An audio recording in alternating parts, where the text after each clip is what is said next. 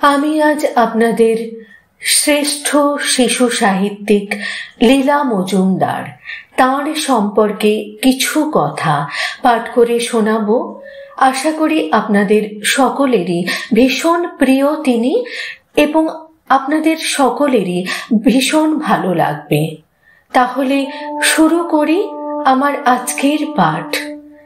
আমাদের দেশে শতায়ু হও বলে আশীর্বাদ করা হয়ে থাকে। বাঙালি লেখক লেখিকাদের মধ্যে মাত্র 2 জন এই 100 বছরের আয়ু স্পর্শ করেছেন বা স্পর্শ করার কাছাকাছি জায়গায় পৌঁছেছিলেন। তাঁরা হলেন নীরদ চন্দ্র চৌধুরী এবং লীলা মজুমদার। তবে শতবর্ষের কাছাকাছি আয়ুতে পৌঁছলে অনেক ক্ষেত্রেই সুখের চেয়ে দুঃখ বেদনাই বেশি থাকে। নীরদ চন্দ্র চৌধুরী প্রায় পুরো সময়টাকেই লেখাপড়ার কাজে লাগিয়েছিলেন। লীলা মজুমদার শেষের দিকে প্রায় 1 দশক বার্ধক্যজনিত নানা রোগে ভুগছিলেন। কিন্তু লীলা মজুমদার নিজের কর্মজীবনে এমন কিছু কালজয়ী সাহিত্য সৃষ্টি করেছেন তা তাকে বাংলা সাহিত্যে অমর করে রেখেছে। বিশেষত শিশু সাহিত্যে লীলা মজুমদার একটি অপ্রতিদ্বন্দ্বী নাম। তাঁর সাহিত্য কর্মগুলি আলোচনার সাথে সাথে তাঁর রচনা বৈশিষ্ট্য এবং বর্তমান প্রজন্মে তার প্রাসঙ্গিকতা ইত্যাদি বিষয়গুলি আমরা সকলেই যদি বলতে থাকি তাহলে অবশ্যই সামনের প্রজন্ম তাঁর সম্পর্কে অনেক কিছুই জানতে পারবে। তিনি ছিলেন ছোট গল্পকার, ঔপন্যাসিক, প্রাবন্ধিক, নাট্যকার ও সম্পাদক। পারিবারিক পরিচয়: তিনি একজন ভারতীয় বাঙালি লেখিকা। তিনি কলকাতার রায় পরিবারের প্রমোদা রঞ্জন রায় ও সুরমা দেবীর সন্তান। তাঁর বিবাহের পূর্বে নাম ছিল লীলা রায়। তাঁর জন্ম রায় পরিবারের গড়পার রোডের বাড়িতে। উপেন্দ্র কিশোর রায়চৌধুরী, যার পৈতৃক নাম ছিল কামোদা রঞ্জন রায়, ছিলেন প্রমোদা রঞ্জন রায়ের ভাই এবং লীলা মজুমদারের কাকা।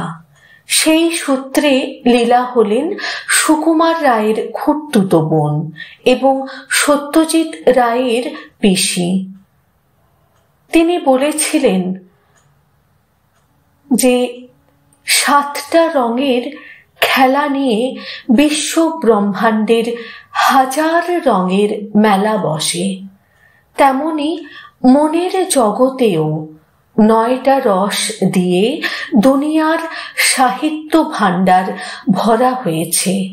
তার মধ্যে গোটা 2 বাদ দিলে বাকি সবগুলি দুনিয়ার 9 থেকে 99 সব বয়সীদের জন্য। তার বদলে শুধু চোখ আর মন, তার হৃদয়ের দোর খোলা রাখা চাই। তাঁর লেখা বদ্রীনাথের বড়ি, দিন দুপুরে, ছোটদের শ্রেষ্ঠ গল্প, মণিমালা, লাল নীল দেশলাই, বাঘের চোখ, ইষ্টকুটুম, টাকা গাছ, ছোটদের ভালো ভালো গল্প এবং আরো অনেক ছোট ছোট গল্প। আমি আজ আপনাদের পাঠ করে শোনাবো লীলা মজুমদারের খেরোর খাতা থেকে নেওয়া ছেলে মানুষ করো। দুনিয়াতে যত রকম শক্ত কাজ আছে তার মধ্যে ছেলেপুলে মানুষ করা হলো সব চাইতে বড়। তা সে পিটিয়ে সিধে করাই যাক কিংবা আহ্লাদ দিয়ে মাথায় তোলাই যাক। অনেককাল আগে একটা বেশ মজার গল্প শুনেছিলাম। সুমতি দিদি ছিলেন একজন নামকরা শিক্ষাবিদ। তিনি গেছিলেন ইউরোপে আরো উচ্চশিক্ষা লাভ করতে। শিক্ষার উদ্দেশ্যই হলো ছোট ছেলে মেয়েদের মানুষ করে তোলা। বলা বাহুল্য সুমতিদি চিরকুমারী। সে দেশে একদিন ট্রেনের কামরায় আমার কামিনীদির সঙ্গে তাঁর দেখা হলো। কামিনীদিও কলকাতা বিশ্ববিদ্যালয়ের উজ্জ্বল রত্ন এবং আরেকজন শিক্ষাবিদ, তার সঙ্গে তার 4-5 বছরের ছেলে। ছেলেটা সুমতিদিকে খালি খালি চিমটি কাটতে লাগলো। সুমতিদি কামিনী দিদিকে বললেন, আপনার ছেলেকে সামলান, আমাকে খালি খালি চিমটি কাটছে, ভারী দুষ্টু হয়েছে তো। কামিনী দিদি আহত হয়ে বললেন, ছি, অমন কড়া কথা বললে ওর কচি মনে দাগা লাগবে, সারা জীবন ও তার চিহ্ন বয়ে বেড়াবে। সুমতিদি বললেন, তাহলে যেমন করে পারেন চিমটি কাটা বন্ধ করুন, আমার কচি মন নেই, তাতে দাগাও পড়ছে না, কিন্তু আধ বুড়ো গায়ে কাল শিটে পড়ছে। কামিনী দিদি ছেলেকে কাছে টেনে নিয়ে বললেন, দেখেছো বাবা, মাসিমার গায়ে কালশিটে পড়ে যাচ্ছে, ওকে চিমটি কাটছো কেন? ছেলে বলল, আমার ইচ্ছে করছে তাই। খুব বেশি ইচ্ছে করছে কি? হ্যাঁ, খুব বেশি ইচ্ছে করছে। তখন কামিনী দিদি সুমতি দিদিকে বুঝিয়ে বললেন, দেখুন, শিশুর প্রবল ইচ্ছায় কখনো বাধা দিতে নেই, তাহলে বড় হলে ওর মধ্যে নানা রকম মানসিক বিকার দেখা যাবে। আচ্ছা বাবা, খুব আস্তে আস্তে চিমটি কেটো, কেমন? সুমতিদি সিধে হয়ে উঠে বসে বললেন, দেখুন, শুধু ওর নয়, আমারও প্রবল ইচ্ছাতে বাধা দিলে এখনই মানসিক বিকার দেখা দেবে। ফের যদি ও আমাকে চিমটি কাটে, আমিও ওকে ऐसा এক রামচিমটি দেব যে ও নিজের নাম ভুলে যাবে। সঙ্গে সঙ্গে কামিনী দিদি ছেলেকে ডেকে বললেন, ও কি হচ্ছে, এক্ষুনি আমার কাছে এসে বসো বলছি। ব্যাপার দেখে ছেলেও সুরসুর করে মায়ের পাশে গিয়ে বসলো। বাকি পথটা শান্তিতে কাটলো। শুনলাম কলকাতায় একটা ক্লাব আছে, তার সদস্যরা কখনো নিজেদের ছেলেমেয়েদের ধমক ধামক মারধর করেন না। ওসব করলে নাকি শিশুর চিত্তের স্বাভাবিক কোমলতা একেবারে উবে যায়। তবে অন্যদের তেদর ছেলেমেয়েদের তারা বকেন কিংবা ঠ্যাঙান কিনা বলতে পারি না। একবার ওই ক্লাবের এক সদস্যর ছেলের জন্মদিনে খেলনা কেনা হবে। ছেলে মা বাবাকে বলল, তোমরা ভালো খেলনা চেনো না, আমি নিজে পছন্দ করে কিনব। ক্লাবের সভাপতি খুশি হয়ে বললেন, ভালোই তো, আমার এক বন্ধুর খেলনার দোকান আছে, সেখানে সুবিধা দরে ভালো জিনিস পাওয়া যাবে। তাই ঠিক হলো, সভাপতির সঙ্গে ছেলে, তার মা আর বাবা গেলেন সেই দোকানে। অত খেলনা দেখে ছেলের মুন্ড ঘুরে গেল। একবার বলে এটা নেব, তারপরেই বলে না ওটা নেব। শেষে একটা মস্ত কাঠের দোলনা ঘোড়ায় চেপে আর নামতেই চায় না, খালি বলে এইটা কিনবো।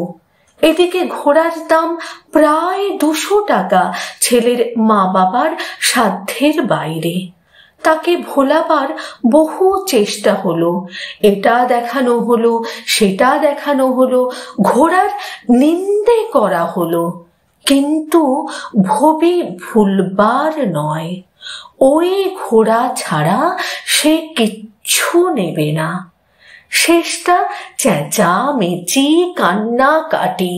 ছেলে ঘোড়া থেকে নামবেও না, বাড়িও যাবে না। মা বাবা হয়রান হলেন। দোকানদার ভদ্রলোকও তাজ্জব বনে গেলেন। দোকান ঘরে ছোটখাটো একটা খণ্ড প্রলয় শুরু হয়ে গেল। অন্য খদ্দেররা হাঁ। বন্ধুর অবস্থা দেখে ক্লাবের সভাপতি শেষ পর্যন্ত ছেলের মা বাবাকে বললেন, তোমরা একটু বাইরে গিয়ে দাঁড়াও, আমি ছেলেকে রাজি করিয়ে নিয়ে আসছি। মা বাবা বাইরে গেলেন। সভাপতি ছেলের কানে কানে গুটি কতক কথা বলবা মাত্র ছেলে ঘোড়ার পিঠ থেকে তড়াক করে নেমে পড়ল। বাইরে গিয়ে মা বাবার হাত ধরে টানতে টানতে বলল, এক্ষুনি বাড়ি চলো। মা বাবা তো অবাক, কিন্তু খেলনা কেনা হলো না যে। বাপি কাল কিনে দেবে, বাড়ি চলো। তারা বিদায় হলে দোকানদার সভাপতিকে বলল, একই ম্যাজিক দেখলাম, কি বললে ওর কানে কানে? সভাপতি কাষ্ঠ হাসলেন। বললাম, বেটা লক্ষ্মী ছাড়া 1 মিনিটে যদি নেমে মা বাবার সঙ্গে বাড়ি না যাস তো প্যাদানি দিয়ে আলু ভাতে বানিয়ে দেব। আচ্ছা আসি ভাই। আরেকটা সত্যি ঘটনা শুনুন। এক ইতিহাসের ছাত্র গবেষণা করছিল। অধ্যাপকের বাড়ি গিয়ে তাকে অনেক কাজ করতে হতো। অধ্যাপক আর তাঁর স্ত্রী দেবতুল্য মানুষ, কিন্তু তাদের ছেলেটি পাজির পা ছাড়া। চেঁচামেচি, কাজে ব্যাঘাত তো করতই, তার ওপর একটা শক্ত কাঠের বল দিয়ে হতভাগ্য ছাত্রের মাথায় পিটত। কিন্তু কিচ্ছু বলার উপায় ছিল না, কারণ ছেলের মা বাবা সারাক্ষণ ধমক ধামক মারপিটের কুফল সম্বন্ধে বড় বড় বক্তৃতা দিতেন। চুপ করে সব সয়ে যেত ছাত্রটি। তারপর গবেষণা শেষ হলো, থিসিস গৃহীত হলো, ছাত্র ডক্টরেট পেল। তখন এক শুভ দিনে 1 হাঁড়ি রাজভোগ নিয়ে গুরুকে আর গুরুপত্নীকে প্রণাম করে বেরিয়ে যাবার সময় ছেলেকে বলল, আমার সঙ্গে একটু বাইরে এসো তো দেখি। ছেলে ভাবল নিশ্চয় ভালো মন্দ কিছু পাওয়া যাবে। বাইরে এসেই তার গালে একটা 82 শিক্ষার চড় কষিয়ে ছাত্র বলল, যা মা বাবাকে বলকে যা। এই বলে বাড়ি চলে গেল। এই পোস্টটি যিনি সোশ্যাল মিডিয়ায় পোস্ট করেছেন তাকে আমার তরফ থেকে অসংখ্য ধন্যবাদ। এই রম্য রচনাটি অসংখ্য ধন্যবাদ।